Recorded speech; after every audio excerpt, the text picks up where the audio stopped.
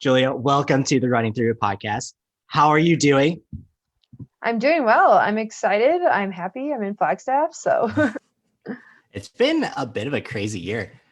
I guess before we dive into your journey, because I really want to highlight your story, and it's a little bit unorthodox compared to how others come to the professional side of the sport. But how has this year been for you from the trials and everything after? Has it felt like a little bit of a roller coaster, or what's the general vibe been for you? yeah, I mean, it's definitely been a crazy year, and not for me, but for everybody. Oh yeah. Coming in February, no one thought that the trials was going to be the last big race of the year. No one thought that their summer races were going to get canceled and we weren't going to be able to race in a big race the rest of the year. Very unexpected. So it's just kind of been I guess, a year of the unknown. When things started closing down in March, you're like, okay, things will be back open by June. And it just, so now I feel like by July, we all just were like, okay, we don't know what's going to happen, when things are going to happen. So I think for all runners, no one really knew what to expect. It was just, like I said, the world of the unknown, which is a whirlwind. But I was able to kind of just keep training through it. And I had that group in St. Louis that really helped me push through the summer and get me through a lot of we just stay motivated, which I think helped get through everything. But it's definitely been a roller coaster. And for me to have this opportunity, despite everything else going on, I was still able to make this deal with NAZ and Hoka, and to have that opportunity despite not being able to do these big races, I thought was pretty awesome. How has that handoff been for you? Has Jason given you his blessing going forward? Or Yes. So Jason obviously is like the first one I go to for, and when any of this even came up right after the trials, immediately talked to Jason about everything. He's been my go-to guy for the last 3 years. So, and he was very supportive in every decision, and walked me through the pros and cons of everything. And he was super helpful. And yeah, him and Ben had a very good conversation, smooth handoff, and it helps. Ben is the St. Louis guy, so him and Jason already had that connection. And I think it was a pretty smooth transition. Yeah, I just think it's so cool. So many worlds colliding over I this. know, it's crazy, like the background that they had, and now I'm transitioning coaches that knew each other from long, long ago. So that's A while awesome. ago, yeah. Yeah, I know Jason and Ben go back to the Missouri running company days, I'm sure. Yeah. Okay.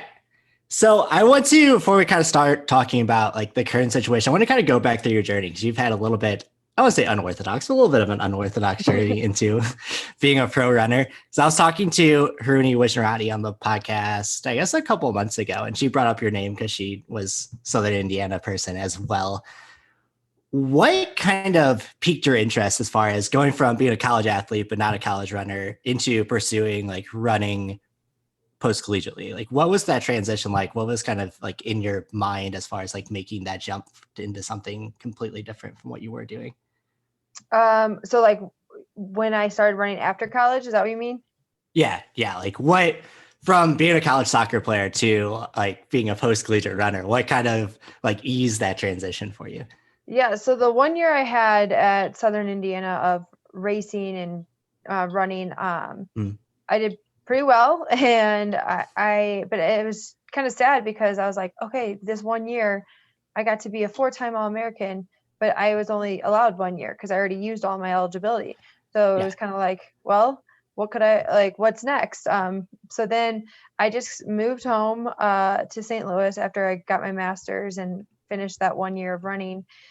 And then I just kept running on my own to stay in shape, but I didn't have a coach or anything. I wasn't really doing workouts. And I didn't really have much knowledge of the road running world because the first race I have ever done was that last year of college. So I was still pretty new to it. So I just signed up for a Go St. Louis half marathon in St. Louis just for fun. I was like, all right, let's see what this is like.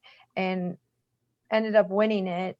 And that's when Andrea, a girl from Go St. Louis that I used to train with she's still under Jason, one of my good friends today, but she was like, she finished in second, and she came up to me after the race and was like, who are you? What are you doing? And I was like, oh, I just signed up for this race. And she's like, do you run with anyone? I was like, no, I just kind of run on my own at home for fun. She's like, you should really join the our team. And at the time we were Big River, and Jason was the coach, and she's like, you should just come out and run with us. And at that time I was kind of getting started in my career, working full time, and I just moved home, so I was still living with my parents, and so I never really made it out to run with them. And then I did another race in St. Louis for fun and finished at the top. And again, someone was like, why don't you come run with us? And I was like, all right, I need to go do this if I want to like start actually like having trained running versus Mm. just going for my own runs. And that's when I found Jason and the team in St. Louis. And really, Jason started being like, hey, here's workouts, and we're going to do workouts twice a week. And that's when I got into a schedule and routine and started to learn what road racing was all about.